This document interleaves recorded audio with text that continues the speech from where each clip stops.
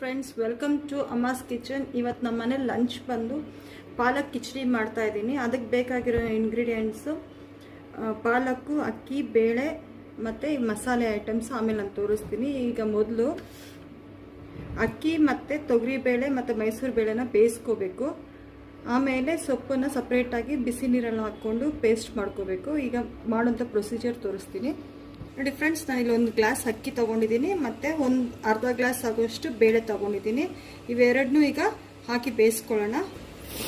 ನೋಡಿ ಫ್ರೆಂಡ್ಸ್, ಅಕ್ಕಿ ಒಂದು ಗ್ಲಾಸು ಮತ್ತು ತೊಗರಿಬೇಳೆ ಮೈಸೂರು ಬೇಳೆ ಅರ್ಧ ಗ್ಲಾಸ್ ಹಾಕಿದ್ದೀನಿ. ನಿಮ್ಗೆ ಬೇಕಾದರೆ ಬರೀ ತೊಗರಿಬೇಳೆನೂ ಹಾಕ್ಕೋಬೋದು. ನಾನು ಇಲ್ಲೊಂದು ಅರ್ಧ ಗಂಟೆ ಮುಂಚೆನೇ ನೆನೆಸಿಟ್ಟಿದ್ದೆ. ನಿಮ್ಗೆ ಟೈಮ್ ಇಲ್ಲ ಅಂದ್ರೆ ಹಾಗೆ ಹಾಕ್ಕೋಬೋದು. ಈಗ ಒಂದು ಸ್ವಲ್ಪ ಜೀರಿಗೆ, ಒಂದು ಅರ್ಧ ಚಮಚ ಅರಿಶಿಣದ ಪುಡಿ ಹಾಕಿ ಬೇಯಿಸ್ತಾ ಇದ್ದೀನಿ. ನೀರು ಸ್ವಲ್ಪ ಜಾಸ್ತಿ ಹಾಕ್ಕೋಬೇಕು. ಅಂದರೆ 1:2 ಹತ್ರ ಹಾಕ್ತೀವಲ್ಲ, ಇಲ್ಲಿ 1:3 ಹಾಕ್ಕೋಬೇಕು. ನಾನಿಲ್ಲಿ ಒಂದು ಚಮಚ ಉಪ್ಪು ಹಾಕ್ತಾ ಇದ್ದೀನಿ. ಆಮೇಲೆ ನೋಡಿ ಹಾಕ್ಕೊಳ್ಳೋಣ. ನೀರು ಚೆನ್ನಾಗಿ ಕುದೀತಾ ಇದೆ. ಈ ಕುದೀತಾ ಇರೋಂಥ ನೀರಿಗೆ ನಾನು ವಾಶ್ ಮಾಡಿಟ್ಟಿರೋಂಥ 1 ಕಟ್ಟಾಗೋಷ್ಟು ಪಾಲಕ್ ಸೊಪ್ಪನ್ನ ಹಾಕ್ತಾ ಇದ್ದೀನಿ.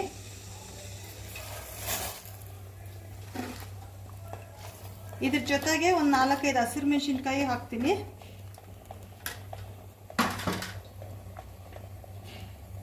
ನೋಡಿ,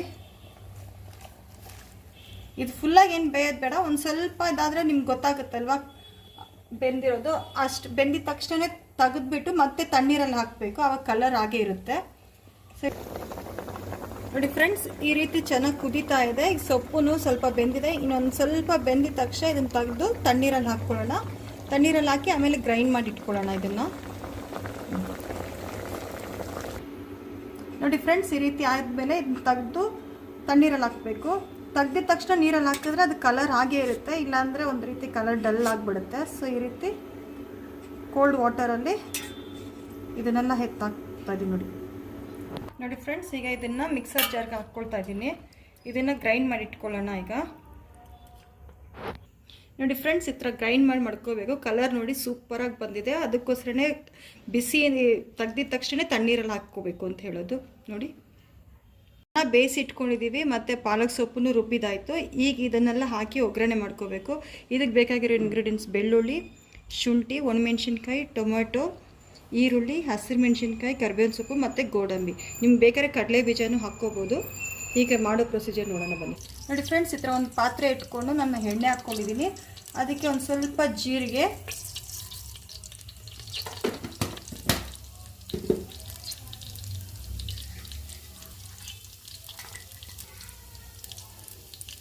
ಈಗ ಜೀರಿಗೆ ಸಿಡಿತಾ ಇದೆ. ಈಗ ಸ್ವಲ್ಪ ಬೆಳ್ಳುಳ್ಳಿ ಈ ರೀತಿ ಸಣ್ಣಗೆ ಕಟ್ ಮಾಡಿ ಇಟ್ಕೋಬೇಕು. ಅದೇ ರೀತಿ ಸಣ್ಣಗೆ ಕಟ್ ಮಾಡಿರೋಂಥ ಶುಂಠಿ,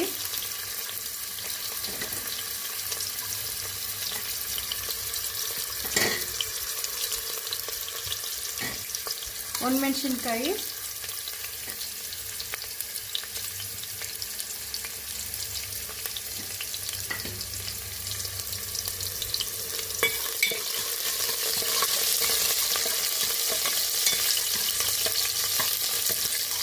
ಚೆನ್ನಾಗಿ ಫ್ರೈ ಮಾಡ್ಕೋಬೇಕು.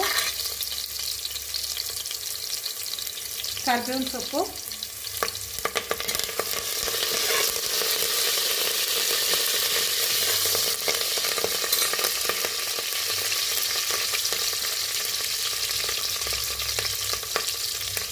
ಒಂದು 4 ಹಸಿಮೆಣಸಿನಕಾಯಿ ಈ ರೀತಿ ಕಟ್ ಮಾಡಿರೋದು,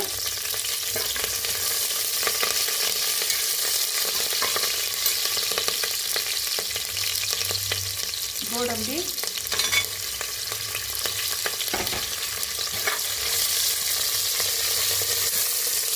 ಈಗ ಸ್ವಲ್ಪ ಹಿಂಗೆ ಹಾಕ್ತಾ ಇದ್ದೀನಿ.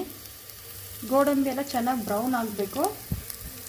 ಈ ಡಿಶ್ ಅಂತೂ ನಮ್ಮ ಮನೇಲಿ ಆಲ್ ಟೈಮ್ ಫೇವ್ರೇಟು. ಯಾವಾಗಲೂ ಇಷ್ಟಪಟ್ಟು ತಿಂತೀವಿ ನಾವು. ತುಂಬಾ ರುಚಿಯಾಗಿರುತ್ತೆ, ಟೇಸ್ಟಾಗೂ ಇರುತ್ತೆ. ಇದು ತುಂಬ ಬೇಗ ಡೈಜೆಷನ್ನು ಆಗುತ್ತೆ. ಮಕ್ಕಳಿಗಂತೂ ತುಂಬ ಇಷ್ಟಪಟ್ಟು ತಿಂತಾರೆ.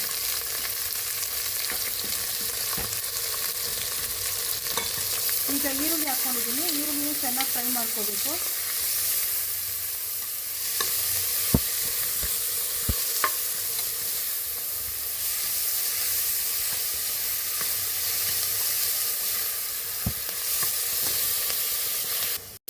ಈರುಳ್ಳಿ ಇಷ್ಟು ಫ್ರೈ ಆಗಿದೆ, ಈಗ ಟೊಮೊಟೊ ಹಾಕ್ಕೊಬಿಡೋಣ.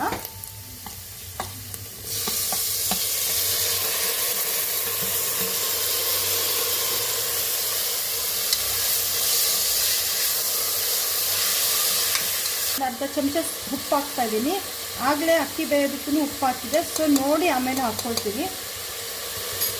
ನೋಡಿ ಫ್ರೆಂಡ್ಸ್, ರೈಸ್ ಈ ರೀತಿ ಆಗಿದೆ. ಈಗ ಇದನ್ನು ನಾವು ಒಗ್ಗರಣೆ ಹಾಕ್ಕೊಂಡಿರೋವಂಥದ್ದಕ್ಕೆ ಮಿಕ್ಸ್ ಮಾಡ್ಕೊಳ್ಳೋಣ. ನೋಡಿ ಫ್ರೆಂಡ್ಸ್, ಈ ರೀತಿ ಹಾಕ್ಕೊಂಡು ಚೆನ್ನಾಗಿ ಇದನ್ನು ಮಿಕ್ಸ್ ಮಾಡ್ಕೊಬೇಕು. ನಾವು ಟೊಮೊಟೊ ಈರುಳ್ಳಿ ಎಲ್ಲ ಏನು ಹಾಕಿ ಒಗ್ಗರಣೆ ಹಾಕ್ಕೊಂಡಿದ್ದೀವಿ ಅದಕ್ಕೆ ಇದು ಚೆನ್ನಾಗಿ ಮಿಕ್ಸ್ ಮಾಡ್ಕೋಬೇಕು.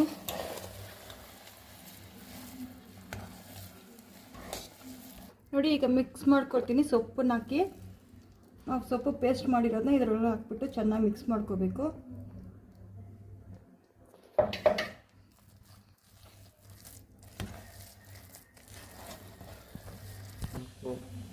ಈಗ ಸ್ವಲ್ಪ ನೀರು ಹಾಕ್ಕೊಳ್ತಾ ಇದ್ದೀನಿ. ಮಿಕ್ಸರ್ ಜಾರ್ಗೆ ಸ್ವಲ್ಪ ನೀರು ಹಾಕಿ ಅದನ್ನೇ ಹಾಕ್ತಾ ಇರೋದು.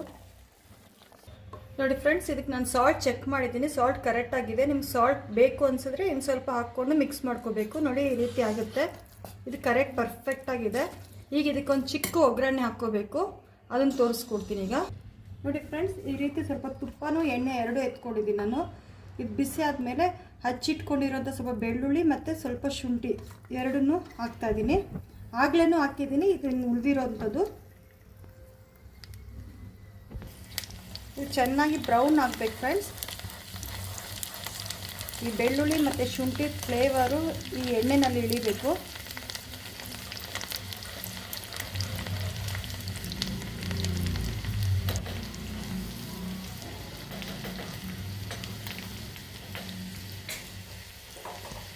ನೋಡಿ ಇದು ಬ್ರೌನ್ ಆಗಿದೆ. ಈಗ ಒಂದು ಅರ್ಧ ಚಮಚ ಆಗೋಷ್ಟು ಅಚ್ಕಾರದ ಪುಡಿ ಹಾಕ್ತಾಯಿದ್ದೀನಿ. ಇದು ಜಸ್ಟ್ ಫ್ಲೇವರ್ಗೆ ಮಾತ್ರನೇ.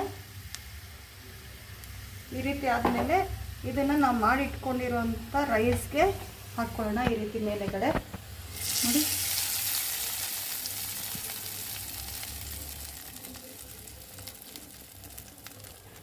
ನೋಡಿ ಫ್ರೆಂಡ್ಸ್, ಈಗ ಎಷ್ಟು ಚೆನ್ನಾಗಿ ಕಾಣ್ತಿದೆ ಅಂತ. ಇದು ಎಷ್ಟು ಚೆನ್ನಾಗಿ ಕಾಣ್ತಿದೆಯೋ ಅಷ್ಟೇ ರುಚಿಯಾಗಿರುತ್ತೆ. ಒಂದು ಸರಿ ಟ್ರೈ ಮಾಡಿ ನೋಡಿ ಮನೆಯಲ್ಲಿ, ತುಂಬಾ ಚೆನ್ನಾಗಿರುತ್ತೆ.